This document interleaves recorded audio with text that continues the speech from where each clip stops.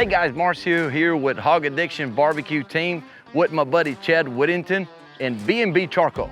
We're gonna cook today a whole hog, but first we're gonna show you a very economic way for you to build a pit on your backyard.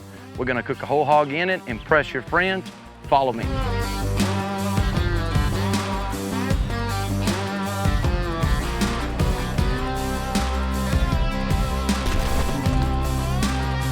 So what I want to go over with you guys, it's the list of materials we're going to need to build this pit.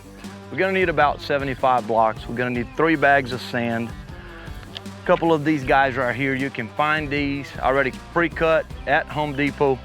Every bit of these materials came straight from Home Depot, and you can pick them all up on the shelf.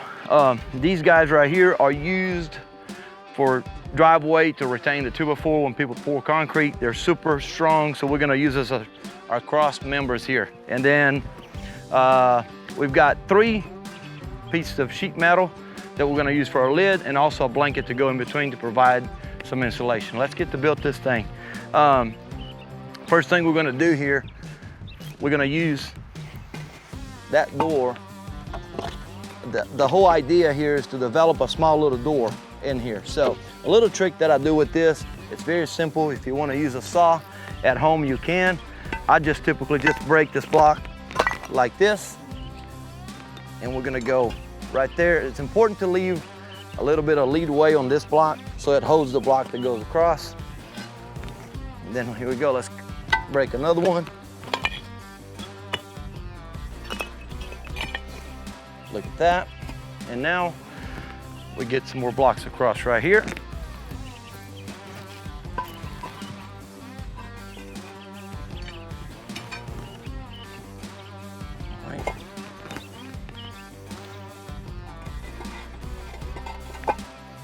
See, the whole purpose of keeping this amount of brick left so it holds this. This is our door.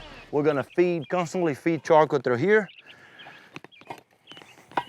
We're gonna go about 1 more high, and then we're gonna put this bars on it.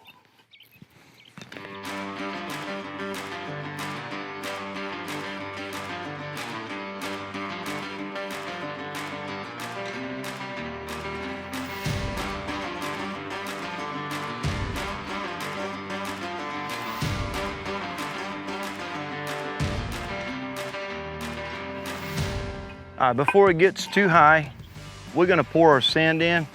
What that sand's gonna do is gonna provide us with a little bit of insulation. That kind of took my breath away, working a little faster. And so basically on these 2 corners, to keep the charcoal from being directly placed on the ground, we're gonna pour some sand and we're gonna spread them out.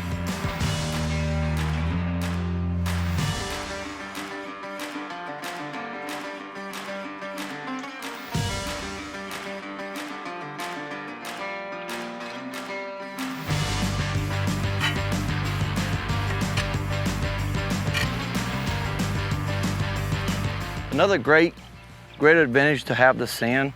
Whole hog, there's a whole lot of juice in it. So as that fat start rendering, it's gonna start dripping on that sand and going right through it. Less of a chance of catching on fire too. So there's a quick little tip for you. I've got about 2.5 inches of sand. You can put more, but that's perfect. That's basically what we use. We've always been successful with. There you go. Now it's time to put those bars in.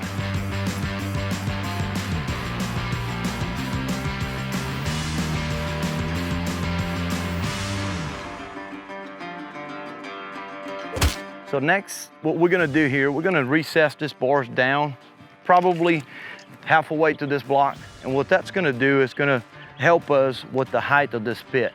So if we don't do that, what would happen is by adding just 1 block, the pit will be here. And when you're trying to cook a hog, well, you have to add another pit. So what we're gonna do is just lower this rack system to where you don't have a real high pit. I'm pretty tall, but not everybody's as tall, and trying to reach in there and baste. And even if you're not cooking a hog, you can use this pit to cook brisket, shoulder or chickens. You want it to be able to reach in there. So what we're doing here, by recessing this bars, 1 more block will be done. Put the lid on it, fire up and cook.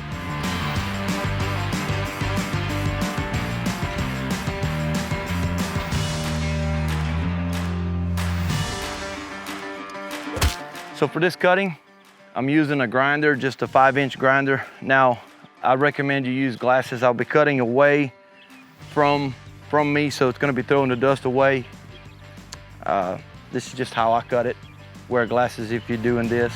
It'll be better. So let's see how this is gonna go here.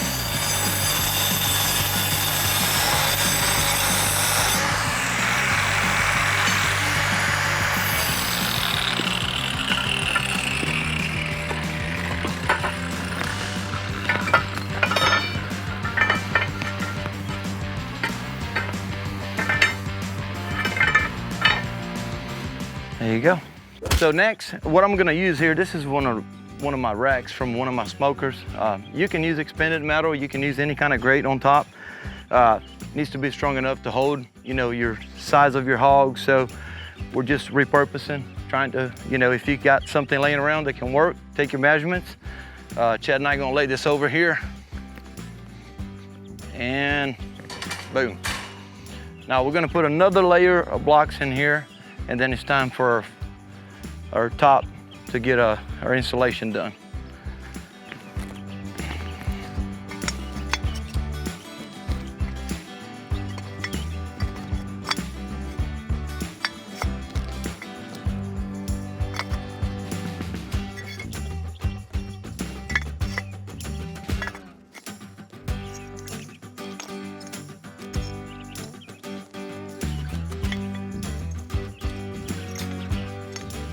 There's a little quick tip. I'm gonna take this little broken pieces and I'm just gonna chunk them on the corner where my charcoal is gonna go. What this is gonna do is when I throw my charcoal on top, it's gonna help retain that heat and consistency on your pit right there. Don't have to throw them away. There you go. Make it as square as you can, close all your seams so you can keep all your smoke in there. So here, what we're gonna do for our lid to keep some airflow and some oxygen coming in. This is very simple, very homemade. You can use an angle iron, put it in here if you wanted to make it fancier, but typically I'll just set a block right here, and when it's time to open up, we'll just slide in and slide it out. It's super simple. So we'll probably run something like that. The fire will never get on this plywood because our placements are on the very inside on each corner. Got two of them. So what I have here is we're gonna put two of these down first. We're gonna overlap them a little bit. And so this is gonna work, the corrugated part of the lid, it's gonna help exhaust all the smoke out, and it works perfect. It maintains temperature. We're gonna be running this somewhere around 275 and 300. And so we don't have to have some other escape in here. We're gonna throw this blanket on it. Then we're gonna put another piece on the whole purpose of this blanket is to just keep the heat. Come over this way a little bit. It'll serve as an insulation. And we're gonna put this one in the middle. And we're ready to get cooking.